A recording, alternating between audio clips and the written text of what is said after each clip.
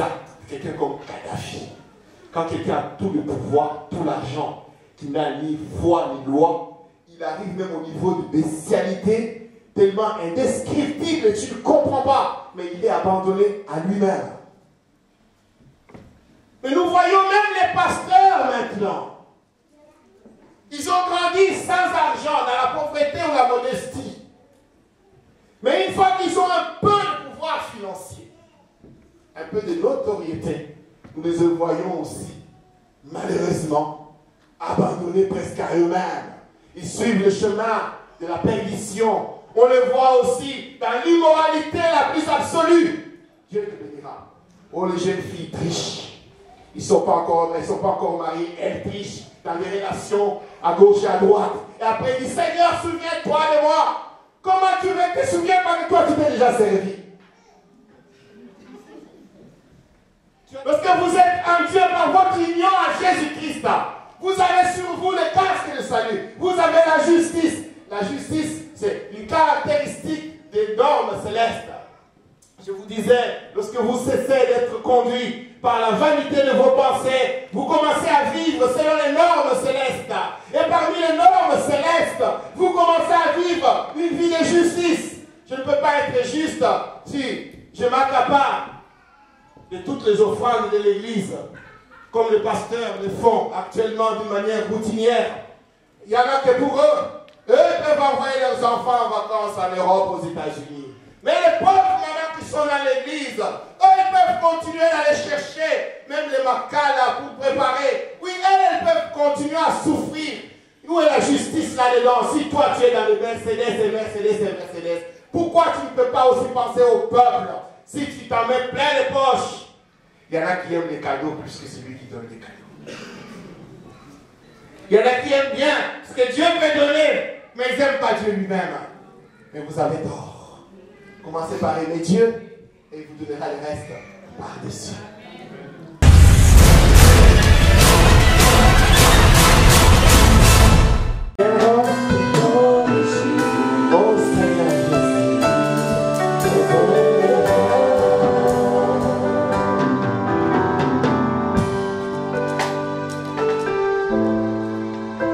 Seigneur, tu es au-dessus de toutes choses, au-dessus des trônes, des dominations, tu es au-dessus de toute autorité.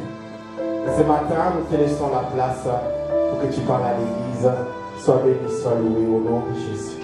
Vous pouvez vous asseoir. Nous sommes dans la joie d'être parmi vous ce matin. C'est un privilège et une grâce de la part du Seigneur. Parfois nous les disons et redisons, ça peut paraître comme mécanique, mais réellement c'est une grâce d'être là ce matin devant l'église du Seigneur pour parler de sa part. Nous n'avons pas de mérite outre que l'élection du Seigneur elle-même de nous avoir choisis et établis pour faire son œuvre. Ce n'est pas par nos mérites personnels, mais c'est la loi de son élection. Et celle-là, personne ne peut la changer. Bénissons son nom ce matin.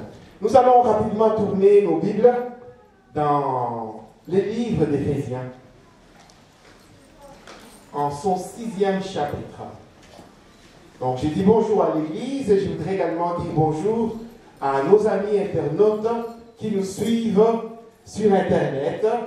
Vous êtes de plus en plus nombreux à nous suivre, nous vous saluons au nom du Seigneur et continuez de les faire. Et quand vous avez l'occasion, venez visiter l'église des messagers sur la chaussée d'Actes. Vous serez les bienvenus tous les dimanches à 10h30. Nous sommes là. Numéro 296. Que Dieu vous bénisse. À Sacbet, évidemment. Nous tournons nos Bibles dans les livres d'Éphésiens. Nous allons lire la parole du Seigneur. Dans ma Bible, le titre de ce paragraphe, c'est « Revêtir l'armure qui vient de Dieu ». Je vais lire. Pour conclure, verset 10, chapitre 6, verset 10. Pour conclure, puisez votre force dans le Seigneur et dans sa grande puissance. Revêtez-vous de l'armure de Dieu afin de pouvoir tenir ferme contre toutes les ruses du diable.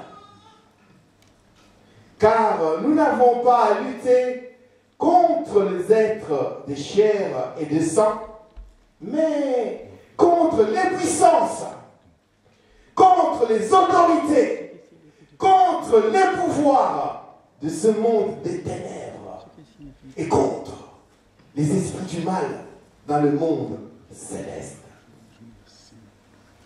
C'est pourquoi endosser l'armure que Dieu donne afin de pouvoir résister au mauvais jour et tenir jusqu'au bout après avoir fait tout ce qui était possible. Tenez donc ferme. Ayez autour de la taille la vérité pour ceinture. Et revêtez-vous de la droiture en guise de cuirasse. Ayez pour chaussure à vos pieds la disponibilité à servir la bonne nouvelle de la paix. En toutes circonstances, saisissez-vous de la foi comme d'un bouclier avec lequel vous pourrez éteindre toutes les flèches enflammées du diable. Prenez le salut pour casque et l'épée de l'esprit, c'est-à-dire la parole de Dieu.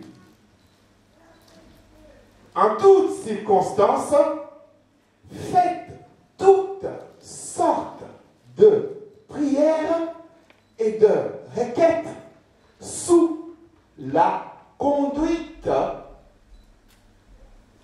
de l'Esprit. Faites-le avec vigilance et constance et intercédez pour tous ceux qui appartiennent à Dieu, en particulier pour moi, Bâtiment. Que Dieu vous bénisse. Nous sommes inclinés en prière, que nous pouvons chanter et élever le nom de Jésus-Christ.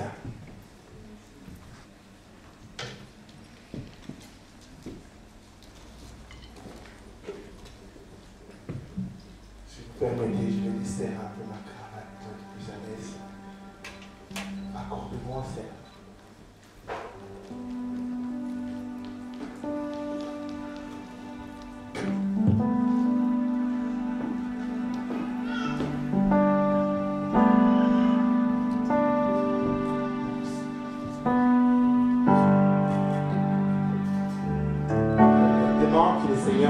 Ce matin, que ce ne soit pas Patrick Badibanga qui vous parle, mais que ce soit Dieu lui-même qui vous transmet quelque chose de nouveau aujourd'hui.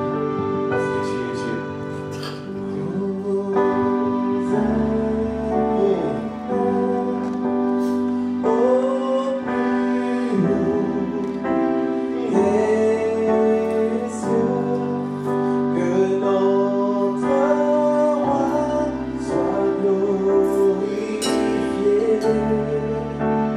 Oh,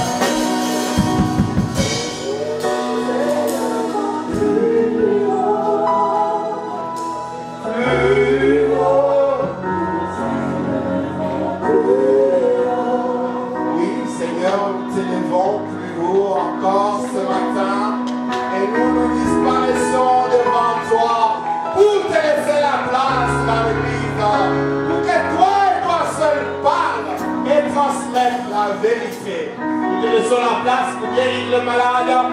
Nous te laissons la place pour délivrer les captifs, pour envoyer les opprimés, pour proclamer l'année de grâce sur ton peuple. Nous te laissons la place pour enseigner et instruire ton peuple. Nous te laissons la place pour conduire les pécheurs à la repentance. Et pour conduire celui qui a faibli dans la force, la persévérance, la détermination. Règne en ces lieux, je te laisse la place et je disparais devant toi. Au nom de Jésus. Amen. Quelqu'un peut donner une offrande d'acclamation au Seigneur. Est-ce que c'est possible pour moi?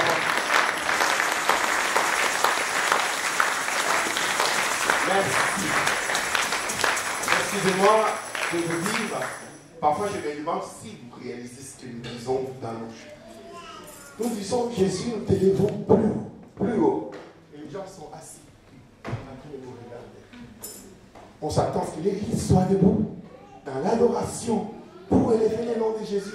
Tu élèves le nom de Jésus assis, presque la bouche fermée. Je me demande ce que tu ressens dans ton cœur. Je me demande ce que tu ressens dans ton esprit. Lorsque tu dis Jésus, nous t'élevons plus haut, plus haut. Tu dois donner l'offrande, l'acclamation au Seigneur, le louer, le célébrer, l'élever, l'applaudir. Mais l'Église reste inerte. Je me demande, est-ce qu'elle réalise les paroles qu'elle prononce dans les chants? Que Dieu vous bénisse. Ce matin, avant de commencer mon message, en guise de préambule, je voudrais tourner d'abord dans le livre des Actes des Apôtres, chapitre 18. Merci mes sœurs et frères, que Dieu vous bénisse, vous avez été remarquablement brillants. Que Dieu vous bénisse.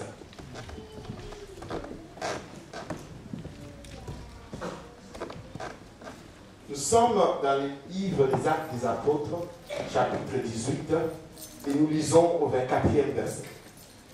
La Bible dit ceci. Un juif nommé Apollos, originaire d'Alexandrie, était arrivé à Éphèse. C'était un homme très éloquent, qui connaissait très bien les Écritures. Il avait été instruit de la voix du Seigneur et parlait avec enthousiasme. Un peu dans mon style, beaucoup d'enthousiasme. Il parlait avec beaucoup d'enthousiasme de Jésus. L'enseignement qu'il apportait sur lui était d'une grande exactitude. Notez grande exactitude. Mais, il ne connaissait que les baptêmes des gens.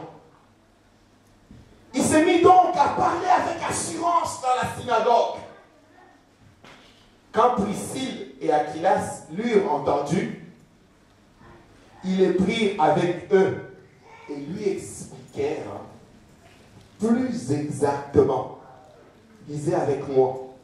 Ils le prirent avec eux et lui expliquèrent plus précisément la voix de Dieu.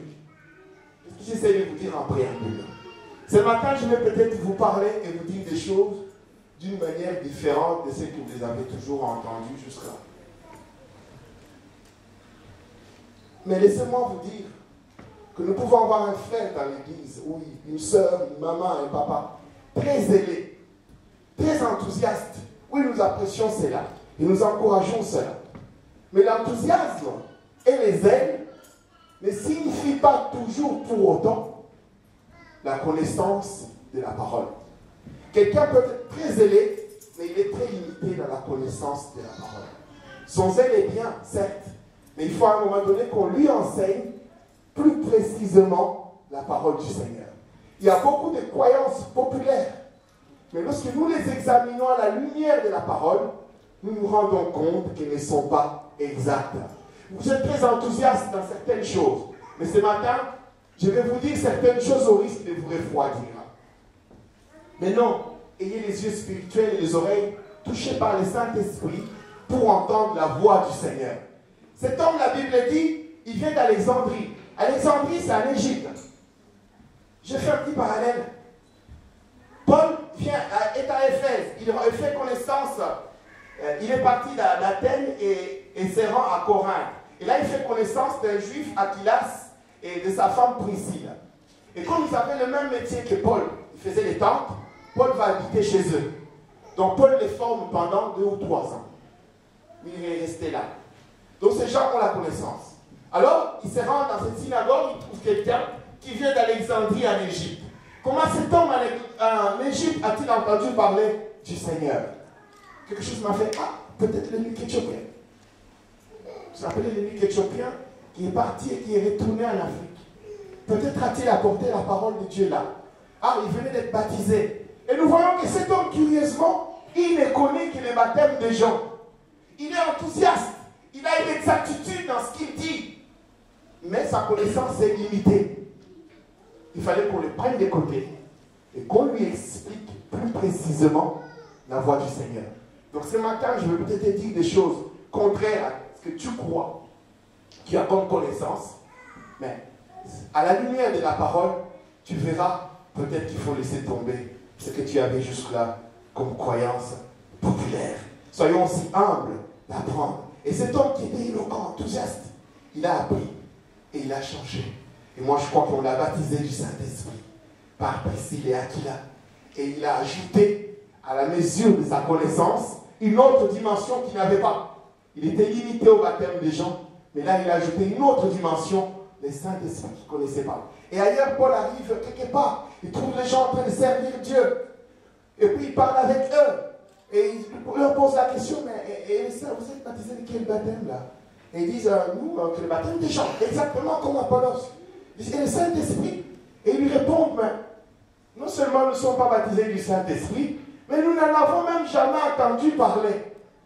Et pourtant, ils étaient dans l'église, ils étaient enthousiastes. Il fallait à un moment donné qu'on ajoute une dimension nouvelle à leur connaissance. Donc soyez humbles pour apprendre et aller de l'avant avec le Seigneur. Même si c'est là où vous avez l'impression que c'est contraire à ce que vous avez jusque-là comme connaissance. Pour autant que faire se peut, ce matin, je vais essayer donc de vous transmettre la connaissance du Seigneur sur l'armure spirituelle. Pour ceux qui aiment les titres, je prendrai un peu comme c'est à la télé, un titre télévisé, plein feu sur l'armure spirituelle. Ça les dit dans le message. Plein feu sur l'armure spirituelle. Plein feu sur les armes spirituelles. En sous-titre, si vous voulez, on dira combattre, oui, mais qui? Combattre, oui, mais quoi? Nous reprenons notre texte de base dans le livre d'Éphésiens, chapitre 6. Ce message fait suite à l'enseignement que nous avons donné ici pendant plusieurs mois sur l'épître d'Éphésiens. Qui a suivi nos enseignements sur Éphésiens dans l'église? Vous pouvez lever la main, s'il vous plaît? Pendant plusieurs semaines, nous avons enseigné sur Éphésiens. Qui a suivi nos enseignements? Je ne dis pas qu'il y a 3 personnes qui ont suivi nos enseignements sur Éphésiens. Non, pas plus que ça. 3, 4. Dieu vous félicite. Voilà. C'est étonnant que les gens débordent des aides pour aller sur Internet chercher des enseignements. Excusez-moi, je transfère.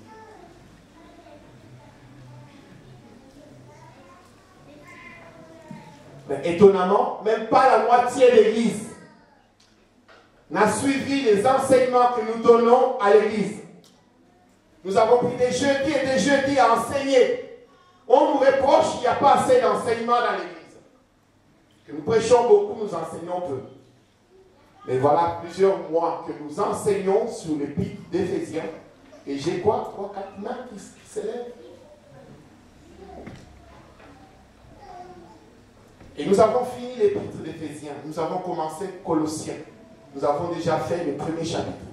Après ça, parce que vous allez entendre parler qu'il y a des gens qui sont dans la ville, qui sont à Liège, qui sont à Paris. Vous allez prendre le bus, aller suivre les enseignements. Le Seigneur veut vous nourrir dans votre maison. Il met des gens, il nous révèle des choses pour vous enseigner. Mais si vous ne pouvez pas suivre ces enseignements, nous aurons une église à deux vitesses. À mes amis de jeudi, je dis bravo et félicitations. Il y a toujours de braves, courageux, des irréductibles. Ils sont là tous les jeudis. Je vous dis que Dieu voit ce que vous faites et Dieu vous bénira encore et encore. Nous avons commencé déjà l'épître des Colossiens et nous allons continuer et les autres épîtres également. Alors, si vous avez raté nos messages et nos enseignements sur Éphésiens, vous pouvez consulter notre site. Je crois qu'il est fonctionnel maintenant. Fébéry, il est fonctionnel maintenant dans le site messager.be. Voilà, vous pouvez aller là, on mettra quelques enseignements qu'on a fait là-dessus. Et vous pouvez aussi aller sur le site Micro de Pasteur Bobo. Il avait repris les 2 dimanches qu'il avait fait avant sur les épîtres également. Allez là-bas, suivre. Alors Paul, au 10e verset du chapitre 6, il dit, pour conclure. Mais évidemment, vous n'avez pas suivi. Comment on va conclure si vous n'avez pas suivi? Donc ici, cet enseignement se base sur tout ce qu'il a dit avant. Évidemment, les gens qui tirent ces paragraphes de son contexte, évidemment qu'ils peuvent l'interpréter mal. Ils peuvent le comprendre à tort et à travers, parce qu'ils n'ont pas suivi depuis le début. Chaque mot de la Bible a son importance, je disais jeudi passé. La Bible n'est pas un poème où on cherche à écrire en alexandrin ou en vers pour que ça respecte comme ça. On prend n'importe quel mot pour que ça tombe juste dans le comptage des vers. Non, chaque mot de la Bible a son importance. Paul il dit, pour conclure. Pour conclure quoi? L'enseignement qu'il venait de faire dans toute l'épître d'Éphésiens. Donc, pour mieux comprendre le chapitre 6, il faut avoir compris tout ce qu'il a enseigné avant. Alors, nous allons faire des allers-retours dans ce qu'il a enseigné pour que vous suiviez ce que nous sommes en train de dire à l'Église.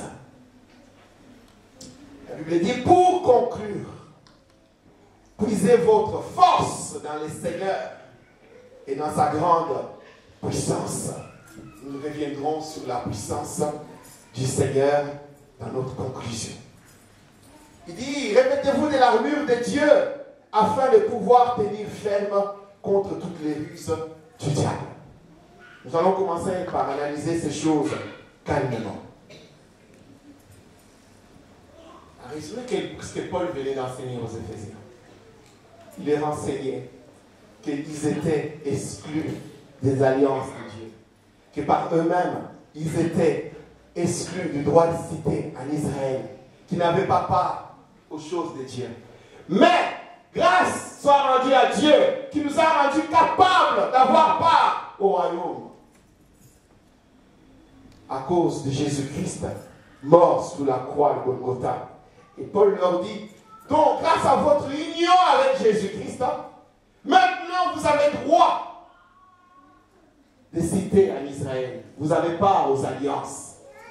Alors, si vous avez part aux alliances et que vous avez droit aux choses célestes et divines, maintenant vous ne vivez plus par vous-même, mais vous vivez par Jésus-Christ parce que vous êtes unis à lui. Et parce que vous êtes unis à Jésus-Christ, débarrassez-vous de ce qui faisait votre vie ancienne. Alors nous avons enseigné sur le mensonge, les vols, la soif de posséder, l'idolâtrie. Et il dit, débarrassez-vous de ces choses, parce que ceux qui vivent ces choses sont ceux qui sont sans connaissance de la parole de Dieu. Mais vous, par votre union à Jésus-Christ, j'ai prie que le Saint-Esprit illumine les yeux de votre cœur pour que vous compreniez quel est l'héritage qui est attaché à votre appel. Et nous avons enseigné que si vous mettez dans le contrat ce qui n'est pas dans l'héritage de Dieu, vous serez déçus. Parce que dans l'héritage de Dieu, il y a des choses qui sont plus précises.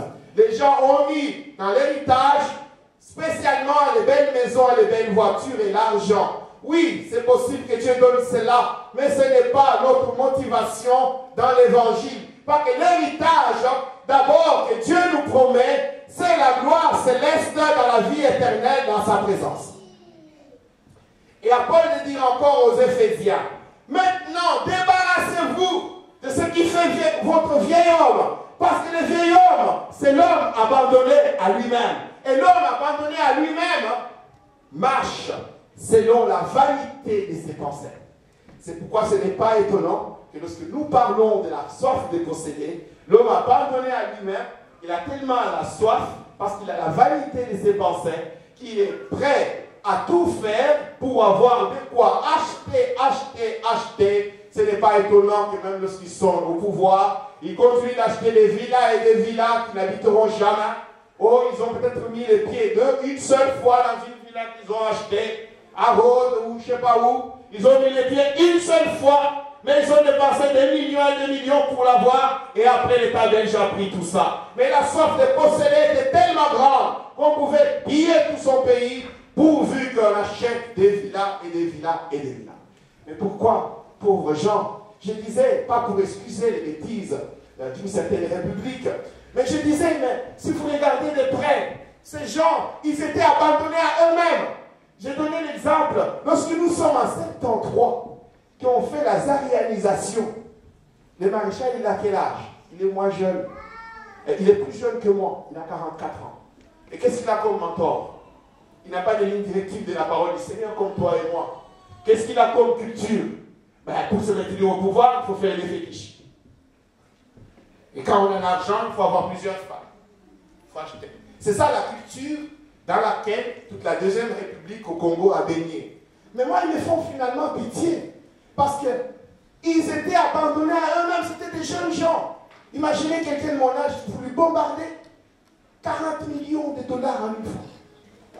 Et il attrape un peu la folie. Nous avons encore la grâce d'avoir la parole du Seigneur qui étouffe certains élans d'homme, qui étouffe un peu certaines faiblesses humaines. La parole de Dieu nous aide à nous cadrer. Mais eux, ils avaient quoi? Rien. Ce qu'ils avaient, c'est des conseillers qui leur disaient d'aller faire de plus en plus de la magie, les fétiches. Je les plains. Mais vous avez la grâce d'être là ce matin. Et vous avez la grâce de connaître la parole du Seigneur. Donc ils étaient abandonnés à eux-mêmes.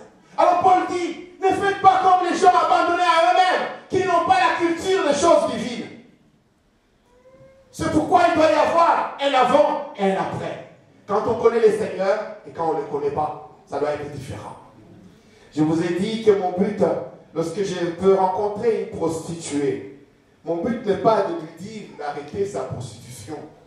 Mon but, c'est de lui prêcher Jésus-Christ. Une fois qu'il a accepté Jésus-Christ, elle ne peut qu'abandonner sa prostitution. Mais abandonner la prostitution pour l'abandonner, c'est une œuvre. Cela ne la fera pas entrer au ciel. Nous en avons discuté. Mais je reviens parce que j'avais peut-être oublié. Alors, c'est dans ce contexte d'enseignement-là que Paul dit, il sait que c'est difficile. Il sait que c'est difficile d'abandonner la vieille nature, la manière de vivre selon les normes terrestres pour adopter les normes célestes. Il sait que c'est compliqué. Alors il dit, pour conclure, il faut alors puiser sa force dans les seigneurs. Il faut puiser la force dans le Seigneur et dans sa grande puissance. Et se revêtir de l'armure. Se revêtir de l'armure afin de pouvoir tenir dans cette vie-là selon les normes célestes. Quelqu'un commence à me suivre? Paul dit, vous devez vous battre, mais avec la bonne armure, pour rester ferme dans la foi. Pour résister. Résister à quoi? À l'entropie, à la loi d'entropie. Quand je l'ai dit la dernière fois, mes collègues rigolaient. Parce que l'homme abandonné à lui-même, il a tendance à aller vers le désordre. Et ça, c'est chimique, c'est physique, c'est scientifique. Tu prends un système, tu l'abandonnes à lui-même, la tendance d'énergie est allée vers le désordre le plus complet. Et l'humain, il est comme ça. S'il n'a pas les cadres et les balises de la parole du Seigneur, il est voué au désordre le plus complet. C'est pourquoi ce n'est pas étonnant Lorsque vous prenez un homme sans foi ni loi, si vous regardez les actes de quelqu'un comme Kadhafi, quand quelqu'un a tout le pouvoir, tout l'argent, qui n'a ni foi ni loi, il arrive même au niveau de bestialité tellement indescriptible que tu ne comprends pas, mais il est abandonné à lui-même. Mais nous voyons même les pasteurs maintenant. Ils ont grandi sans argent, dans la pauvreté ou la modestie. Mais une fois qu'ils ont un peu de pouvoir financier, un peu de notoriété, nous les voyons aussi, malheureusement, abandonnés presque à eux-mêmes. Ils suivent le chemin de la perdition. On le voit aussi dans l'immoralité la plus absolue. Paul sait que c'est difficile de tenir dans la vérité. Paul sait que c'est difficile de marcher dans la sainteté. Paul sait que c'est difficile de renoncer à la soif de posséder. Paul sait que c'est difficile de marcher dans la droiture. Et pour cela, il dit, il faut puiser sa force dans les seigneurs et dans sa grande puissance. Comment? En se revêtant de l'armure céleste, de l'armure spirituelle. Et alors là, les gens ont compris tout de travers. Et la croyance populaire que nous avons pour la plupart, même dans cette salle, ne correspond pas à l'enseignement biblique. Paul dit qu'il faut se revêtir de l'armure de Dieu afin de pouvoir tenir ferme contre toutes les ruses du diable. Et quelles sont les ruses du diable? Dans Éphésiens chapitre 2, Paul dit ceci. Autrefois, vous étiez morts à cause de vos fautes et de vos péchés. Par ces actes, vous vous conformiez alors votre manière de vivre à celle de ce monde. Vous suiviez les chefs de puissance spirituelle mauvaise. Cet esprit qui agit maintenant dans les hommes rebelles à Dieu. Première ruse du diable, pousser les gens dans la rébellion. Je vous disais, lors de ces enseignements, ce qui gêne Dieu, ce n'est pas que cette jeune fille de 21 ans aille coucher à gauche, à droite. Ce n'est pas ça qui gêne Dieu. Elle peut coucher autant qu'elle veut. Elle peut faire ce qu'elle veut. C'est son problème. Tant qu'elle ne connaît pas Dieu, finalement, c'est peut-être sa seule façon de vivre. Donc mon problème n'est pas cette jeune fille à l'extérieur qui ne connaît pas Dieu. Mais mon problème, c'est cette jeune fille de 21 ans qui connaît les Seigneurs. Parce qu'à partir du moment où elle connaît les Seigneurs, et qu'elle retourne faire la même chose que la première fille, elle a rejeté l'autorité de Dieu. Alors je vous ai fait une scène au ciel. Essayez d'imaginer Dieu assis sur son grand trône, entouré de 4 êtres vivants, de 24 vieillards. Il donne sa parole, de marcher dans la sainteté. Et toi, jeune fille, jeune garçon, tu t'élèves, essaie d'imaginer Dieu en face de toi, et tu lui dis, rien à cirer, je fais ce que je veux. C'est ça qui gêne Dieu, ma soeur. Ton acte, finalement, ça importe peu. Mais c'est le fait que tu connais Dieu et que tu rejettes son autorité. Tu es dans la rébellion. C'est ta rébellion le péché. Je vous disais, qu'est-ce que j'ai? Finalement, si je vais à Miami, je trouve les gens encore des piscines en train de faire leur fête, de danser, de faire leur ivrognerie. Mon message n'est pas de leur dire arrêtez d'être ivrogne. Ça ne sert à rien. C'est ça leur seul plaisir. Mais mon message, c'est de leur amener Jésus-Christ. Et une fois qu'ils connaissent Jésus-Christ, ils vont abandonner l'ivrognerie. Mais toi qui es dans le Seigneur, lorsque ta vie, lorsque nous la regardons de près, elle ressemble étonnamment à la vie de celui qui ne connaît pas Dieu. Tu es dans la rébellion. Tu as rejeté l'autorité de Dieu. Et vous savez, j'ai parlé de la prostitution, la drogue, l'ivrognerie, mais il n'y a pas que ça. Lorsque tu n'es pas correct dans chaque dossier que tu fais, lorsque tu triches au CPS, tu dédoubles le ménage pour gagner plus d'argent, tu es dans la fausseté et tu as aussi rejeté l'autorité de Dieu. Tu es dans la rébellion. Tu es tombé dans les ruses du diable. Et le diable t'a eu parce qu'il t'a conduit dans la rébellion. Et toi, tu continues de dire, Jésus, nous t'élèvons plus haut. Et tu continues de dire, à mon nom, ils chasseront les démons. Tu Dieu, il n'y a ni part ni l'eau. Tu es dans la rébellion. Première ruse du diable. Pousser les gens dans la rébellion. Dieu établit les chaudières, je disais encore, dans Romains. Mais Paul parle finalement de toute l'organisation même de notre société actuelle. Il dit, payez vos impôts et toutes les taxes qui sont mises par l'État, payez-le dans Romains. Donc à partir du moment où tu ne les payes pas, tu es dans la rébellion. Parfois c'est difficile de les payer. Hein. Quand vous trichez sur les taxes, vous trichez sur les impôts, vous êtes dans la rébellion. Et Paul sait que c'est difficile. Alors il dit, puissez votre force dans le Seigneur. Et dans sa grande puissance. Pourquoi? Pour nous aider à tenir, à marcher dans la droiture. Paul ne dit pas que tu dois aller lier les demandes des impôts. Paul dit, payez vos impôts. Il dit, pourquoi tu as peur des autorités? Parce qu'ils te reprochent des choses. Paul ne dit pas, le matin, chassez tous les démons des taxes qui vont arriver. Paul dit, payez-le. Et lorsque vous ne les faites pas, vous êtes tombé dans la première ruse du diable. Dans la rébellion. Les gens trichent dans les papiers, les gens trichent dans les dossiers, ils trichent dans les affaires, ils trichent dans leur travail, ils déclarent au noir. Oh, j'en passe encore. Les gens dédoublent les choses, ils surfacturent. Oh, les gens font tout ce que les païens font, ils les font également. Où est le vieil homme? Où est l'homme nouveau? Paul dit, puisez votre force dans les seigneurs, afin de résister. Lorsque tu sens que tu vas dédoubler un dossier, prie le Seigneur pour t'aider et de le faire correctement. Tu auras peut-être l'impression de perdre un peu d'argent. Accepte de le perdre, mais pas après parce que tu as marché droitement avec le Seigneur. Dieu te bénira. Oh, les jeunes filles trichent.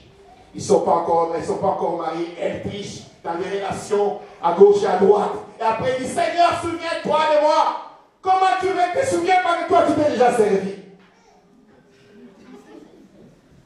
Tu as déjà résolu à ta manière les problèmes. Le problème, il est résolu.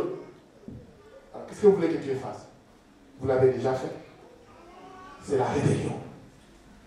Première ruse du diable. Alors, Paul dit, poussez votre force dans les seigneurs pour tenir devant cette ruse. Et deuxième ruse du diable, c'est il va aveugler votre intelligence. Il va aveugler votre intelligence et l'assombrir. Nous allons lire. Excusez-moi.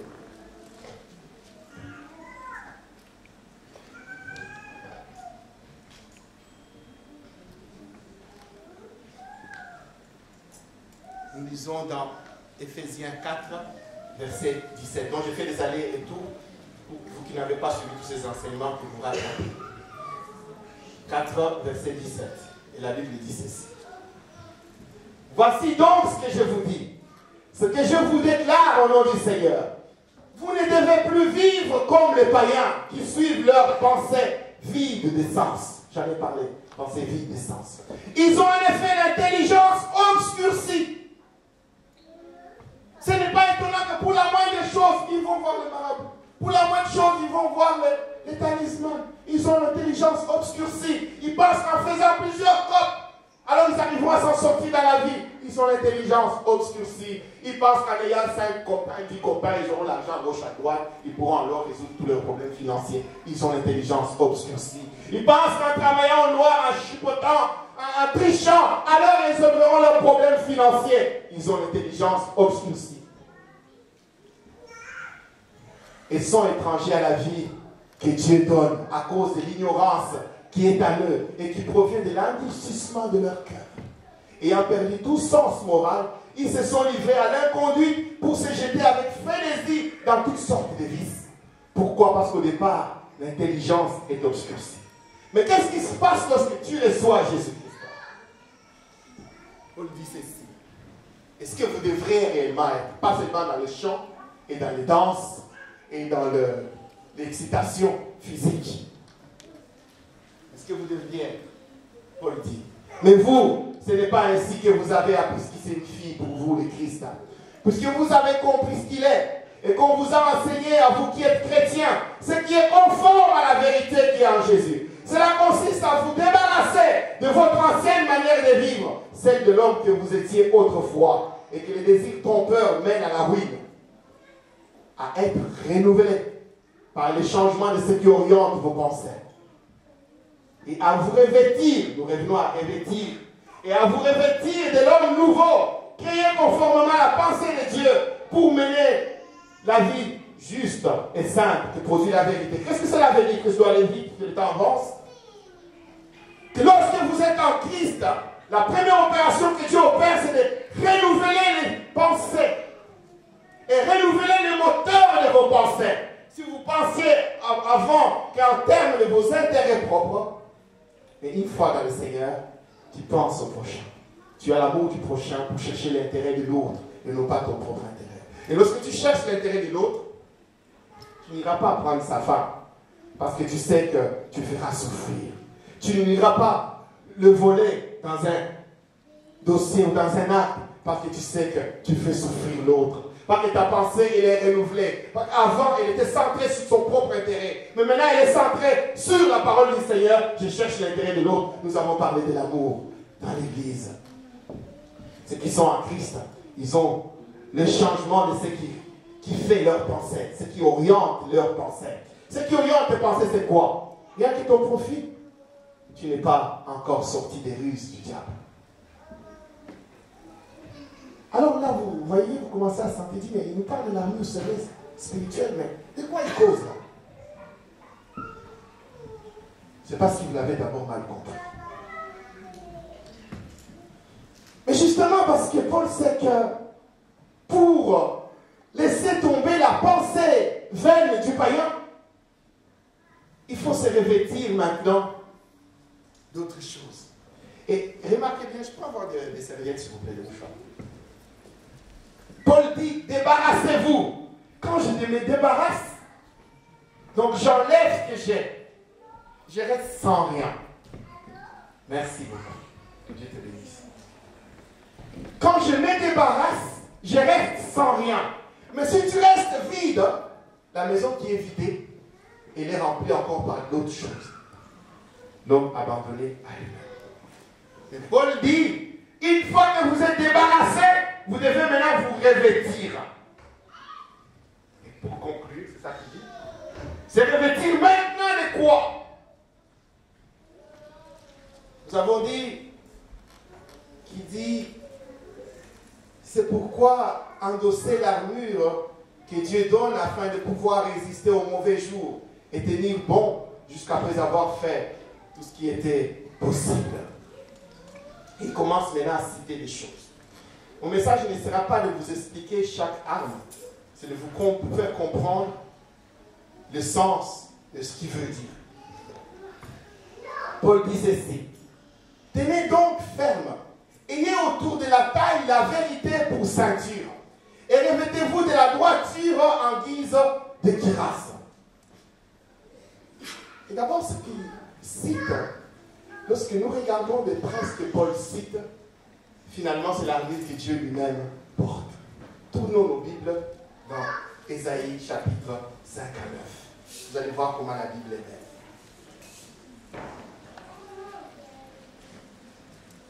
L'armure que Paul propose à l'Église de porter, c'est l'armure que Dieu lui-même porte. Dans Ésaïe chapitre 5 à 9, il dit ceci. Verset 16.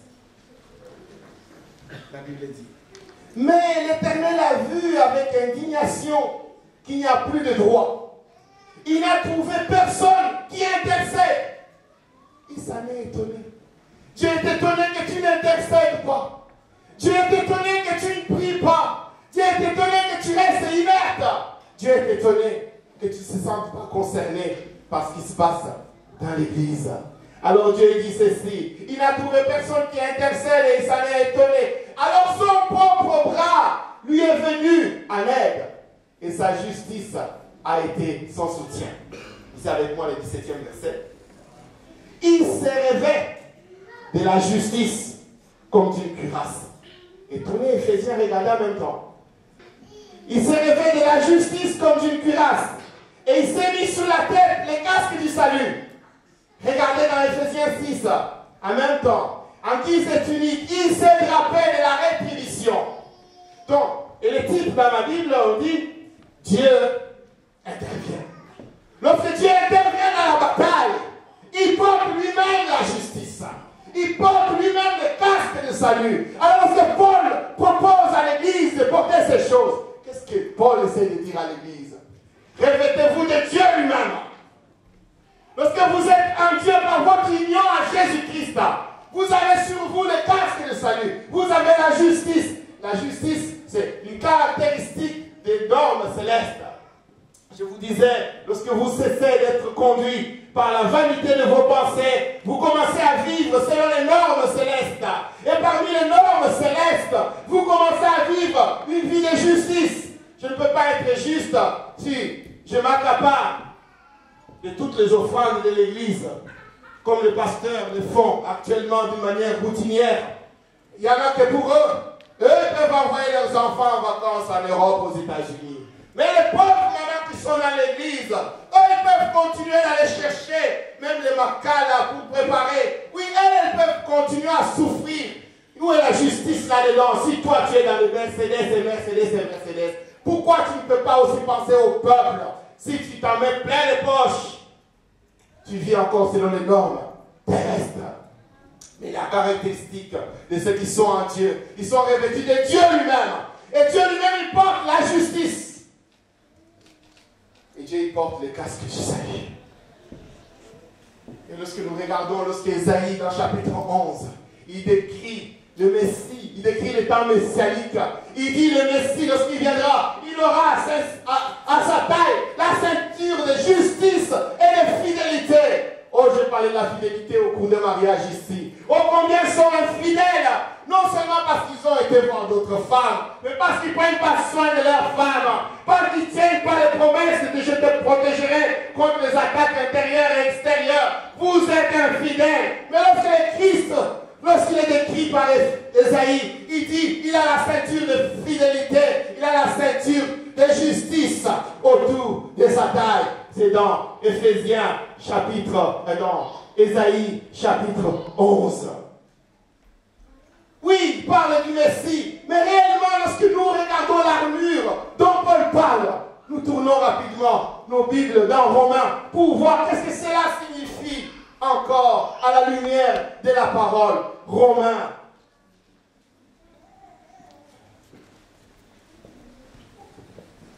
Je vais peut-être te bousculer ce matin dans tes certitudes. Mais si tu as un problème, tu peux venir me voir. On peut en discuter encore à la lumière de la parole. La Bible dit ceci. Nous sommes dans Romains chapitre 13.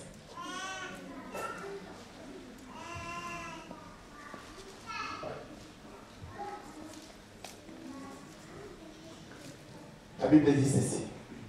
C'est dans ce chapitre justement où il parle de payer les impôts et les taxes. Chapitre 13. Comment? Verset pour les, là, je vais commencer au 11e. Ouais, pour les impôts, c'était au C7. Mais pour ne pas perdre le temps avant, je vais aller directement ce que je vais dire sur les arbres. Nous sommes au 11. 11e verset. Donc, Romains 13, 11. Il dit ceci.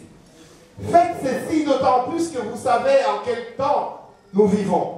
C'est désormais l'heure de sortir de votre sommeil. Car le salut est plus près de nous que lorsque nous avons commencé à croire. La nuit tire à sa fin, le jour va s'élever. Débarrassez-vous, je vous en parlais, débarrassez-vous de cette manière vaine de vivre. Débarrassez-vous de tout ce qui se fait dans les ténèbres. Il y en a qui me demandent des versets pour dire qu'on ne peut pas aller dans les boîtes, qu'on ne peut pas aller dans ces réjouissances mondaines. Non, je n'ai peut-être pas le verset qui dit boîte, mais j'ai le verset qui te dit débarrassez-vous de tout ce qui se fait dans les ténèbres et revêtons-nous de l'armure de la lumière. Celui qui marche dans la lumière de Dieu. Oh, nous avons enseigné ça jeudi passé au 5e chapitre d'Éphésiens. Il dit celui qui marche dans la lumière ne peut pas s'associer avec ce qui marche dans les ténèbres. Il ne peut pas participer à ce qui se fait dans les ténèbres parce que c'est tellement si honteux qu'on ne peut même pas le dire. Et la Bible continue et dit et revêtons-nous de l'armure de la lumière. Vivons correctement, comme il convient en plein jour, sans orgie, ni beuverie, sans débauche, ni immoralité, sans querelle, ni jalousie. Et il conclut en disant, revêtez-vous du Seigneur Jésus-Christ et ne vous préoccupez pas de satisfaire les désirs de l'homme livré à lui-même, ce que je vous disais. Quelqu'un commence à comprendre mon message. Dans Ésaïe, il dit, Dieu lui-même, il a la ceinture de la justice. Il a les casques de salut. Et Paul te dit de porter la même chose. Et maintenant, il te dit dans Romains, tu te débarrasses. Et tu te révèles de Jésus-Christ lui-même. Donc avoir l'armure céleste, c'est marcher conformément à la parole de Dieu. C'est marcher à la lumière de la parole et d'être revêtu de Jésus-Christ. Pourquoi? Parce que ton union à Jésus-Christ, c'est cela qui te donne la victoire. Je regarde l'heure parce qu'il faut que j'ai paragraphe important. Là, nous allons conclure le message. Ton union à Jésus-Christ, c'est ça qui te donne la victoire à Jésus-Christ. Tu dois la victoire sur le monde et sur toutes les attaques. Mais la compréhension erronée des armes spirituelles qu'on nous a enseignées à devenir presque des marabouts. Nous nous réveillons avec la pensée du diable. Nous dormons avec la pensée du diable. Ce n'est pas biblique. Vous savez, un chrétien ne doit pas dormir avec comme dernière pensée l'idée du diable. Non, ce n'est pas vrai. Un chrétien doit dormir avec la pensée, il voit la gloire de Dieu. Il bénit Dieu pour l'œuvre de la croix. Il célèbre Dieu parce qu'il l'a gardé, il va les garder encore. Et les chrétiens ne commencent pas la journée spécialement en liant le diable. Non. Le chrétien il commence sa journée à bénir Dieu qui a un programme merveilleux pour sa vie. Dieu qui a un programme formidable pour ses enfants. Dieu qui a un programme formidable pour sa famille. Il les bénit, il les célèbre. Et la parole dit, toute votre vie devrait refléter la reconnaissance à Dieu à cause de Jésus-Christ. Oh bien-aimé, quant au jugement, ne soyez pas des enfants. Si le matin tu lis les diables, à midi tu les lis, le soir tu les lis, laisse-moi te dire que tu n'es pas convaincu que quand tu l'avais lié le matin, il était lié. C'est la peur. Il y a des gens qui multiplient les prières poussés par la panique et la peur. Pourquoi? Parce qu'ils n'ont pas confiance dans le Seigneur. Alors ils essaient de se rassurer en multipliant les prières. En liant l'esprit de protéines, l'esprit de calories. On lit tout. Il y a un gâteau devant ça, on lit l'esprit de protéines. Sois un peu discipliné, sois raisonnable. Paul dit, soyez raisonnable. Et jugez ce qui est bien, ce qui n'est pas bien. Non, tout n'est pas que lié et chassé. Et ne méprisez votre force dans le Seigneur. Revêtez-vous de Jésus-Christ. Lorsque je sais que je suis revêtu de Jésus, je sais que ma vie ne dépend pas d'une petite réunion dans une bicoque. À manière, ma simanie, tout. Non. Une fois, j'ai un patient. Étonnamment, c'était un Belge autochtone. Il était chrétien. Je le vois dans le cadre d'une consultation d'anesthésie. Et j'essaie de les rassurer avant l'opération. Alors il me joue la carte du chrétien. Mais docteur, je n'ai pas peur. Je sais en qui j'ai cru.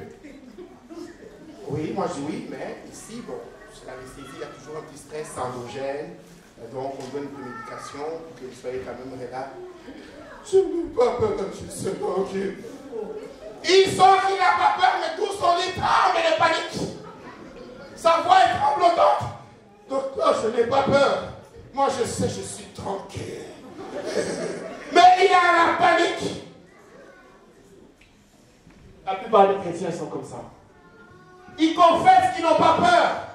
Mais ils sont remplis de peur et de panique. Et cela se traduit dans leur comportement. Tout ce qui leur arrive dans la vie, c'est l'œuvre du diable. Alors, il chasse, il brise. Et je vais vous démontrer autre chose aujourd'hui. Donc, première partie, ce que je vais essayer de dire. que lorsque tu es revêtu des caractéristiques que Paul donne là, en réalité, tu es revêtu de Jésus-Christ lui-même. Tu es revêtu comme Dieu lui-même. Parce que lorsque Dieu... Oh, il y a ce verset que j'aime souvent dire d'Apocalypse.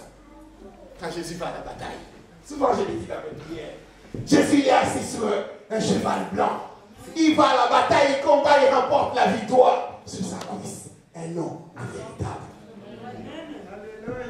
Et c'est ce Jésus-là qui va à la bataille avec toi. Et je suis avec ce Jésus-là. Que Paul explique notre union avec Jésus-Christ. Paul dit, maintenant, vous avez droit aux alliances. C'est pourquoi les chrétiens doivent célébrer Dieu tout le temps. J'ai droit aux alliances. Quelle alliance? Que Dieu est avec moi. Quelle alliance? Que je suis en Dieu. Que Dieu est avec moi. Il vient avec moi, il va à la bataille, et il combat, et il remporte la victoire. C'est lui qui combat. Toi, il t'a demandé d'être revêtu de Jésus-Christ. Alors je disais, et je dis à nos amis, et je dis que j'aime beaucoup. Je leur disais, en réalité, lorsque vous faites, je te chasse, je te chasse, je te chasse. Croyez vraiment que ça fait peur, bien? Est-ce que les claquements des doigts, ça fait fuir un démon? Que crier très fort, ça fait fuir un démon? Non. Nous perdons notre temps. Et lorsque tu prends les jeunes, il y en a qui ont une vie dissolue par rapport à la parole de Dieu. Mais ils pensent que la prière et les jeûnes, c'est une recette miracle. Il suffit de jeûner et de prier, tout va se résoudre. Non, Paul dit, commencez par vivre comme un homme nouveau dans le Seigneur. Alors le Seigneur combattra pour vous. Amen.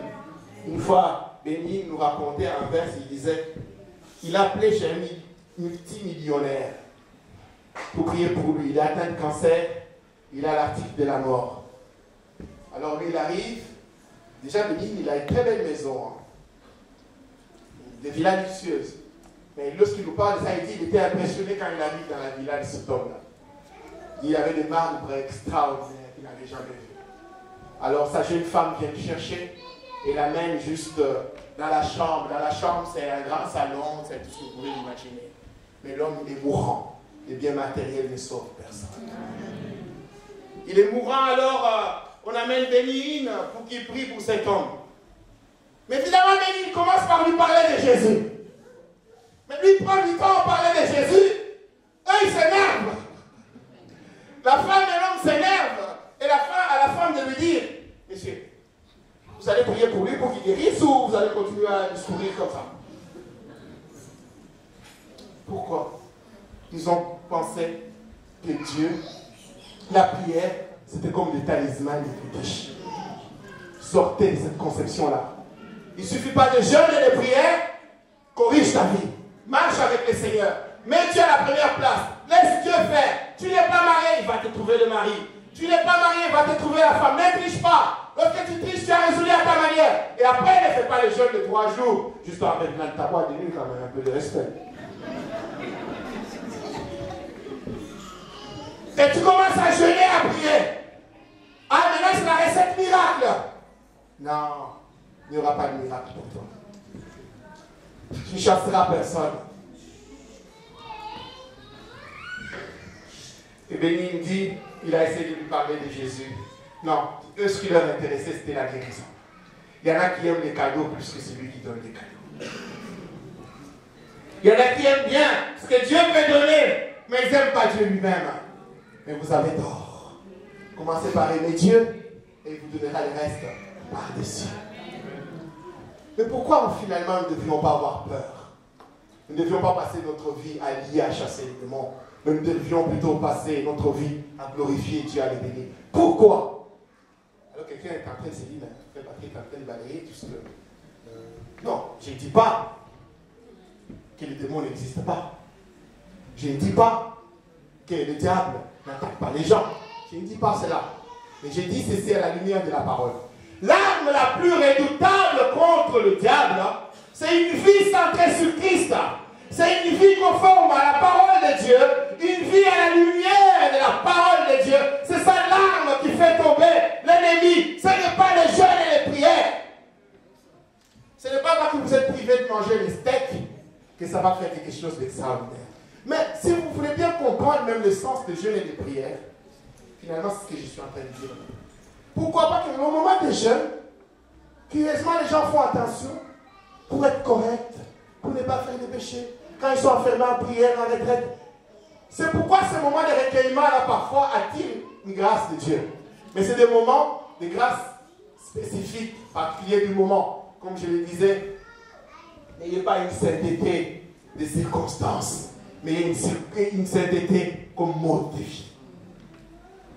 Donc, le jeûne et la prière attirent la grâce de Dieu parce que pendant ce temps-là, curieusement, l'étudiant qui gagnait, qui faisait des coups à gauche, à droite, parce qu'il a en deuxième session, il a peur de rater, alors il s'enferme en jeûne et prière, il ne sort plus, il ne fait plus de bêtises, il s'agit. Attention, Dieu n'est pas Dieu. Vivez avec la parole de Dieu constamment, pas que pendant la session, en dehors de la session aussi. Vous devriez être chrétien, non seulement lorsque vous êtes à genoux en train d'adorer et de louer le Seigneur, non seulement lorsque vous chantez des chants, vous prêchez l'évangile, mais vous devriez être chrétien lorsque vous êtes devant la facturation, que vous prêchez. Soyez chrétien à ce moment-là. Lorsque vous allez là, dans vos démarches au CPS, en sachant que là, c'est ce matin, comme on va le commenter. Vous le savez en quittant la maison. Le Saint-Esprit ne vous parle pas, maman. Le Saint-Esprit ne vous parle pas, papa. Vous quittez la maison consciemment. Aujourd'hui, on va les mentir pour profiter du système social belge. On le sait bien qu'on va les mentir. Mais on ne se peut pas crier. Il y en a même qui prient avant d'y aller. Pour que le Seigneur accompagne leur mensonge.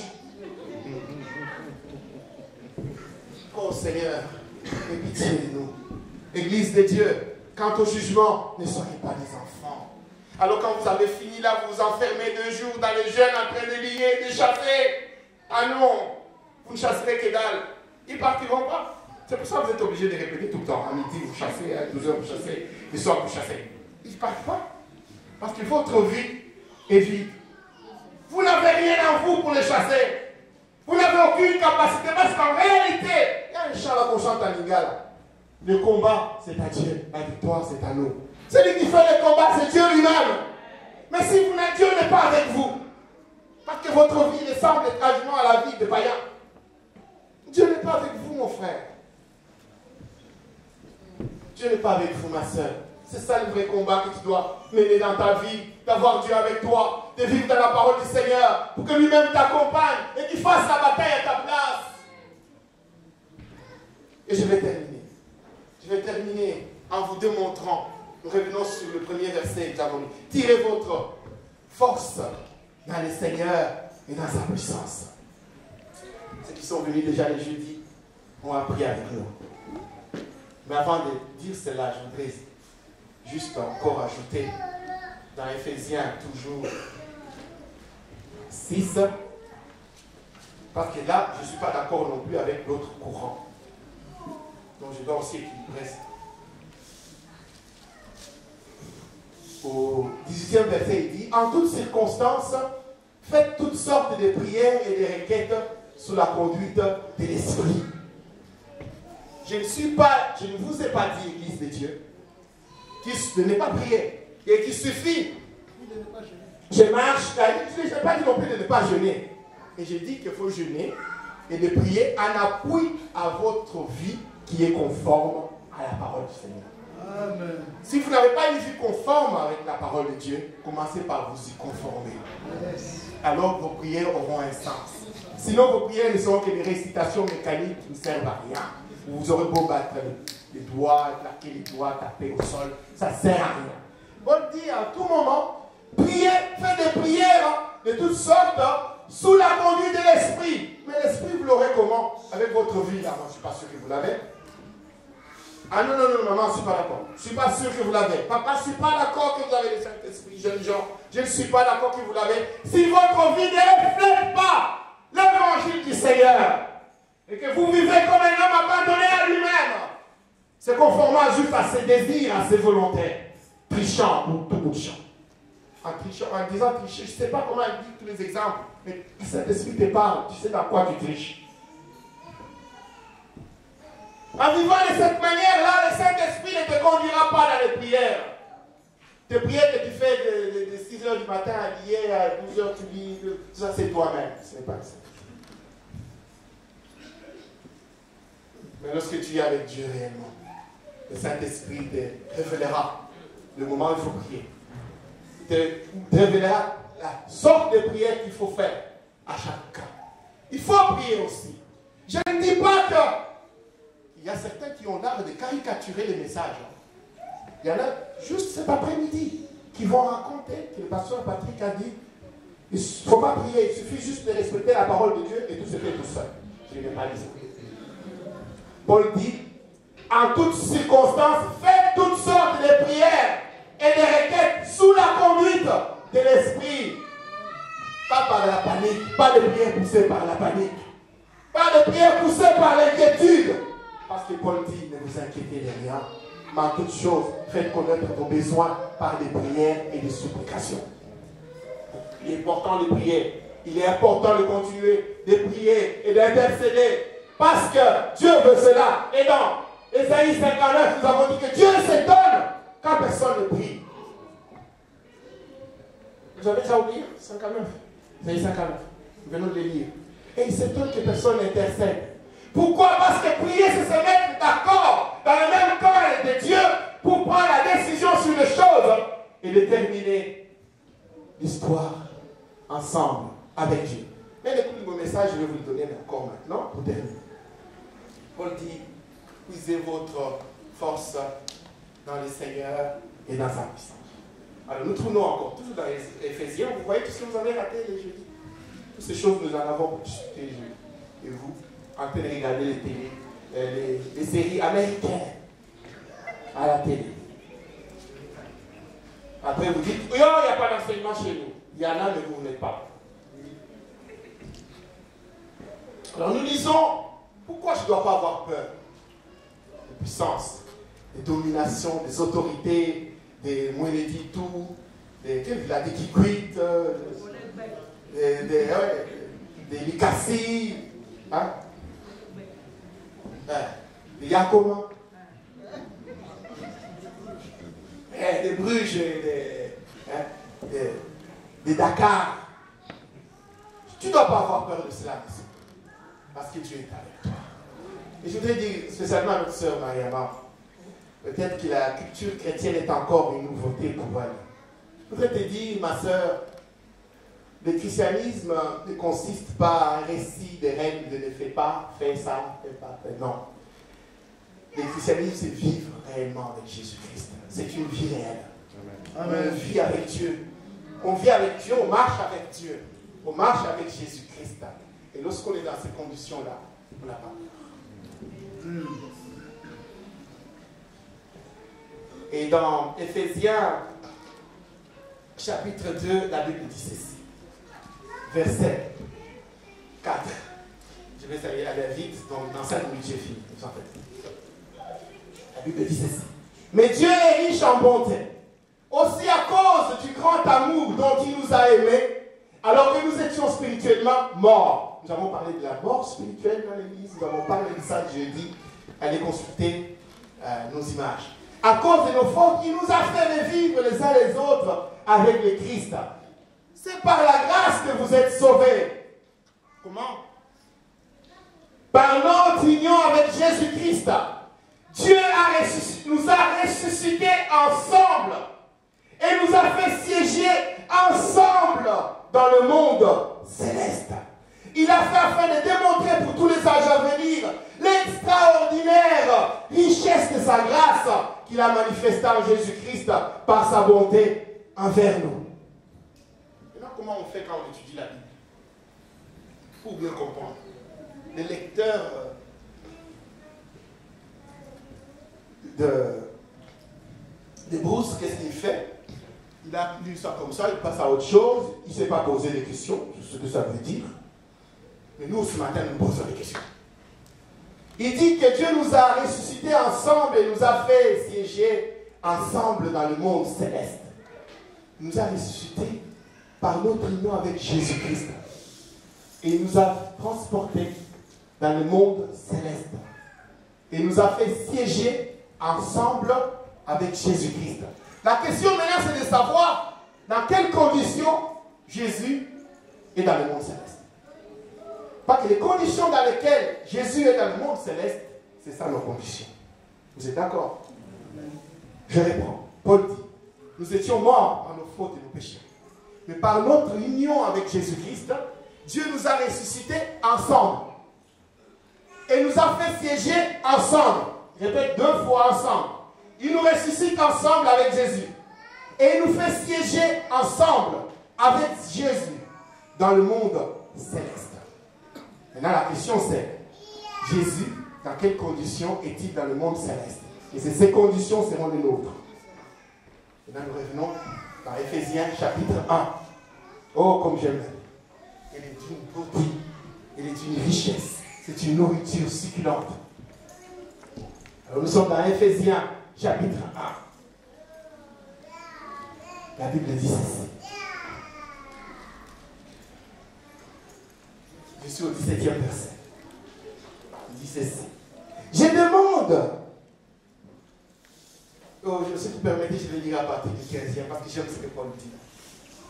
Paul dit ceci. Pour toutes ces raisons, et blabla, tout ce que j'essaie de vous dire là depuis le début. Et pour toutes ces raisons, moi aussi, après avoir entendu parler de votre foi au Seigneur Jésus et de votre amour, je ne cesse de dire ma reconnaissance à Dieu. Dit, maintenant ils ont compris, ils sont dans le Seigneur. Maintenant ils ont droit aux alliances. Je ne cesse de dire ma reconnaissance à Dieu à votre sujet quand je fais mention de vous dans mes prières.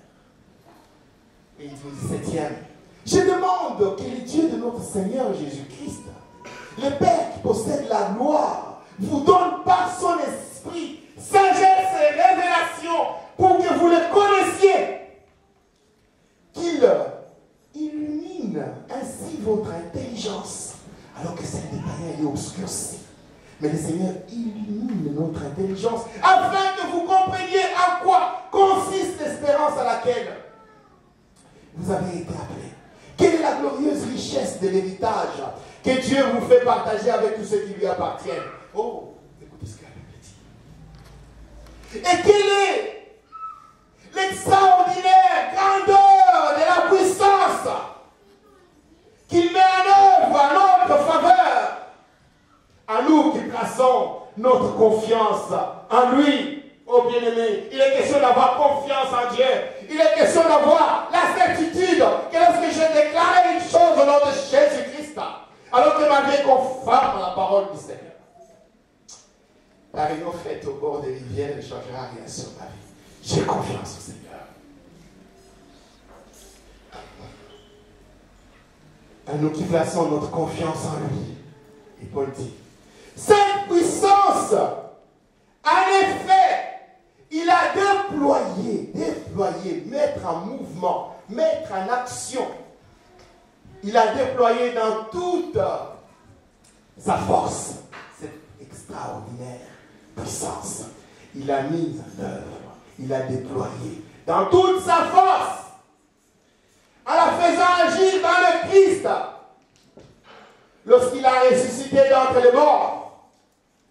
Et l'a fait siéger. Vous lisez en parallèle avec chapitre 2.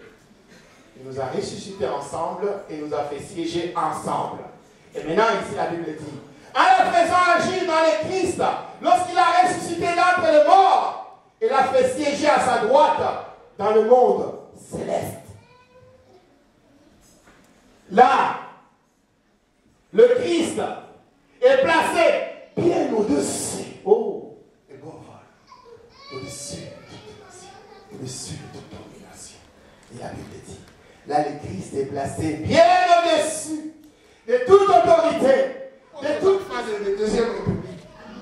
Donc ils ont toujours la malédiction, ça ne se termine pas. La grâce de Dieu là, ça ne sert à rien. On doit tout le temps recommencer la délivrance, recommencer. Donc tu n'as pas tout dit, mais là tu dois dire. Ah non. Non, ce n'est pas ça l'évangile. L'évangile de Dieu dit, tu es ressuscité ensemble avec Jésus. Tu es transporté ensemble avec Jésus. Tu sièges à la droite de Dieu. au-dessus côté. Bien au-dessus de condamnation. Bien au-dessus d'autorité. Bien au-dessus de tout nom qui puisse se lever. Sur cette terre, c'est dans cette vie ou dans la vie à venir, tu es bien au-dessus. Mais marche dans la droiture de Dieu. Marche avec la parole de Dieu. Tu écraseras les démons. Tu marcheras sur eux. Je n'ai pas besoin de lier tous les jours. Je peux dormir en paix. Sans commencer à lier. Jusqu'à glorifier le nom de Jésus. Jusqu'à célébrer le nom de Dieu. Parce que je sais qu'il veille sur moi.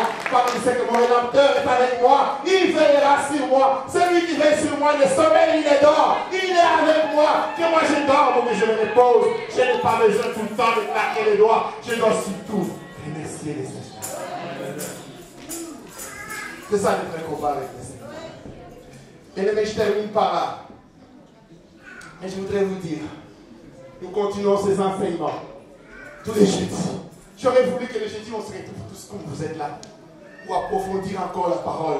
Allez de l'avant avec le Christ. Et pourquoi vous ne venez pas? On est là tous les jeudis. Ceux qui sont là savent qu'ils ne ratent rien. Qui ratent rien dans le monde et qui reçoivent quelque chose dans la présence du Seigneur. Mais ce matin, j'ai une pensée pour les chrétiens d'Irak et qui doivent tenir encore ferme dans ce moment difficile. Vous savez, ce n'est pas dans un livre, ce n'est pas dans un film, mais là, maintenant, au moment où nous parlons ici, il y en a qui sont dans les voitures en train de courir et de fuir et de laisser leur maison et tout derrière eux. Mais Paul leur dit, puisez votre force dans le Seigneur. Et je voudrais qu'ensemble nous on se lève, y compris pour eux, qu'on demande que le Seigneur leur donne la force de tenir. Vous savez, on leur laisse les deux choix. Vous vous convertissez à l'islam, vous restez. Alors, vous ne convertissez pas, on vous tue ou vous fuyez. Alors, tu as toute ta vie là, tu as ta maison, ton boulot, tu laisses tout au nom du Seigneur, parce que tu ne veux pas renoncer au nom du Seigneur. Ou alors tu renonces au nom du Seigneur, on te laisse dans ta maison. Ils doivent faire des choix. Et Paul sait que ça, c'est difficile. Il faut qu'ils puisent leur force dans le Seigneur. Et nous voulons que les chrétiens participent à cette bataille. Nous voulons demander que Dieu les soutienne. Et que Dieu intervienne. Que Dieu intervienne en touchant les autorités de ce monde. Parce qu'il est bien au-dessus d'elles. Et que ces massacres arrêtent. Ils étaient à plus d'1 million il y a quelques années. Ils ne sont plus à 400. Et ils sont en train de terrasser. Et vous savez, lorsque Jonas avait fui la face du Seigneur, la ville où il avait été, c'était là-bas à Mossoul. À Mossoul, en Irak, c'est là-bas. Donc, il y a des choses bibliques qui se sont passées dans ces coins-là. Aujourd'hui, ces gens-là, ils sont terrassés, exterminés dans l'indifférence totale. Qu'est-ce que la France dit? On veut accorder l'asile aux chrétiens d'Irak. Mais comment vous voulez qu'ils arrivent à Paris? On a été les massacrer là-bas, prenez plutôt des décisions pour arrêter les massacres. Non, on veut leur ouvrir. Il n'y a que Dieu qui peut intervenir. Si vous êtes d'accord avec moi, on peut se lever, on va prier. Nous voulons demander que Dieu les aide à tenir ferme. Alléluia. Et qu'il intervienne. Alléluia. On prie ensemble. Nous avons nos mains levées vers le ciel. Nous prions pour les chrétiens d'Irak. Alléluia. Seigneur notre Dieu, toi tu sais avec Paul que c'est difficile de tenir dans ces choix. Oui Seigneur, tout laisser partir ou mourir à cause de ton nom, ou te régner, accepter d'autres religions. Seigneur, aie pitié de ce peuple qui se fait massacrer en Irak. Interviens Seigneur dans ta bonté, interviens dans ta grâce au Seigneur. Touche les autorités de ce monde parce que toi tu es bien au-dessus d'elles. Oh Seigneur Jésus-Christ, agis Seigneur pour que ces gens éprouvent la paix. Oh Seigneur, il n'y a que toi qui peux intervenir. Tu es Dieu. Tu es Dieu, Papa. Interviens dans ta grâce. Nous ne savons pas comment tu vas faire, mais nous savons que tu peux le faire. Tu peux arrêter ce massacre. Oui, Seigneur, pour que les gens t'adorent en toute sécurité. Sois loué, bien-aimés, réalisez aussi combien nous avons la grâce de vous ce matin pour adorer le Seigneur. Eux, ils n'ont pas. Aujourd'hui, ils ne peuvent pas tenir les comptes ce dimanche. Et vous, vous êtes là. Car quand on les tient, vous tenez le temps. Eux, ils voudraient bien qu'on tienne un culte pour qu'ils y aillent. Il n'y a pas moyen de tenir un culte. Nous allons remercier ensemble le Seigneur pour la grâce qu'il nous a accordée en Jésus-Christ. Prions ensemble. Nous bénissons ton nom pour ce que tu fais pour nous, parce que tu es Dieu. Tu es le Seigneur des grâces. Tu es le Dieu de bonté. Merci de nous avoir fait ce privilège de te connaître. Et aussi d'avoir la liberté aujourd'hui d'être là ce matin, dans ta présence, de suivre ta parole. Oui, de te louer, de t'adorer. Nous glorifions ton nom, Jésus-Christ. Sois loué, sois loué. Je prie pour ceux qui sont malades dans la salle. Jésus-Christ est élevé au-dessus de tout le monde. Je ne sais pas ta pathologie, quel est le nom qu'on a donné à ta fille. Sida, hépatite, asthme, ce ne sont que des noms. Mais Jésus est élevé au-dessus de tout nom. Nous voulons croire, Paul dit, en toutes circonstances, faites des prières sous l'inspiration du Saint-Esprit. Nous voulons prier pour ceux qui sont malades. Alléluia. Seigneur Jésus-Christ, il y a des gens qui sont malades. Par tes maîtrisures, nous avons été guéris. Voici plus de 2000 ans. Nous voulons prononcer ta guérison. Oui, Seigneur, conformément à ta parole, nous prononçons la guérison sur ceux qui sont malades dans la salle. Ô Jésus-Christ. Et ceux dont les proches sont malades, qu'ils représentent en ce moment-ci. Seigneur, étends ta main forte, comme dans Ésaïe 59, que ton bras te vienne en aide. Oh Jésus, que ton bras te vienne en aide, et que tu interviennes, et que tu guérisses toute pathologie, quel que soit le nom de la pathologie. Seigneur, merci de faire ton œuvre. Oh Jésus, merci. Nous voulons prier pour ceux qui sont découragés dans la salle, que Dieu les aide à tenir ferme, que Dieu les visite, que le Saint-Esprit les touche encore, les fortifie pour tenir ferme. Seigneur, il y en a qui sont découragés dans la salle à cause de leur maladie, à cause de leur situation financière, à cause de leurs problèmes conjugaux, à cause de leurs problèmes de santé, à cause de leurs problèmes de travail professionnel. Oui, Seigneur. Oh, ils ont subi peut-être des vexations dans les ministères. Ils sont découragés dans les ministères. Mais Seigneur, aujourd'hui, que le Saint-Esprit les fortifie et qui porte le casque de salut sur leur tête. La cuirasse, oui Seigneur. Oui, qui porte aussi les ailes encore que donne l'Évangile. Et qui retrouve les ailes pour te servir. Parce que tu es Dieu. Sois loué, sois béni. Parce que tu es notre Seigneur. Que la gloire te revienne. Dans le nom de Jésus-Christ. Amen. Amen, amen. États-Unis, bata France, bata Belgique, bata Autriche, bata mokili mobimba bolanda kami kwa pasteur boboza kitoko. Ngape na uti penda Autriche ko nazo kende nazo zonga Autriche. Kaka pona micro pasteur bobo. Micro pasteur bobo. Oye, eza elengi sukali.